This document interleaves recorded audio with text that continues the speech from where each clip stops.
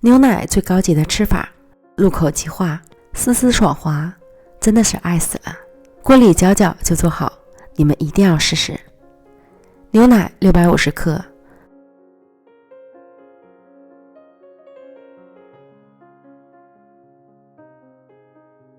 糖45克，抹茶粉8克，玉米淀粉65克，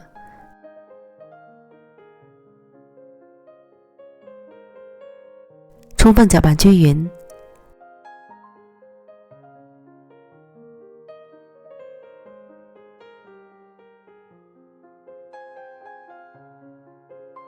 再加入2个大黄，搅匀。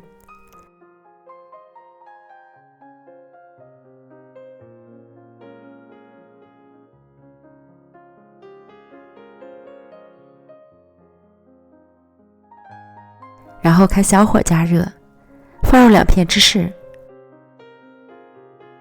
开始不停地搅拌。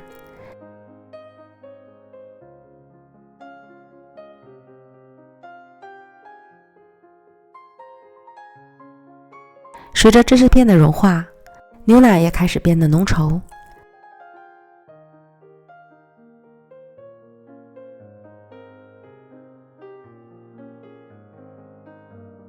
最后搅拌成不易流动的状态，关火，倒入到碗里，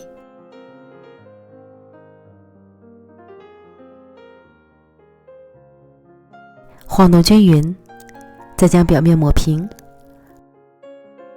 冷却至温热后，放到冰箱里冷藏2个小时以上。取出来倒扣脱模。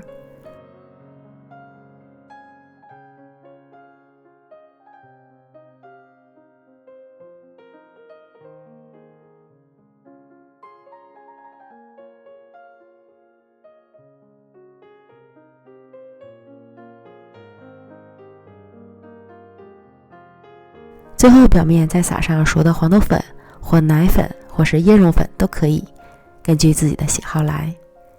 切块，美味即成。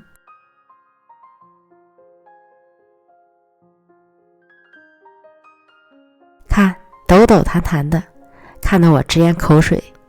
品尝美味的时刻到了，入口即化，丝丝爽滑，清新的抹茶香混合着清甜的奶香，一口下去真的是超满足，简直不要太上头。推荐朋友们一定要安排起来哦。美食天天更新，感谢您的观看，咱们下期见，拜拜。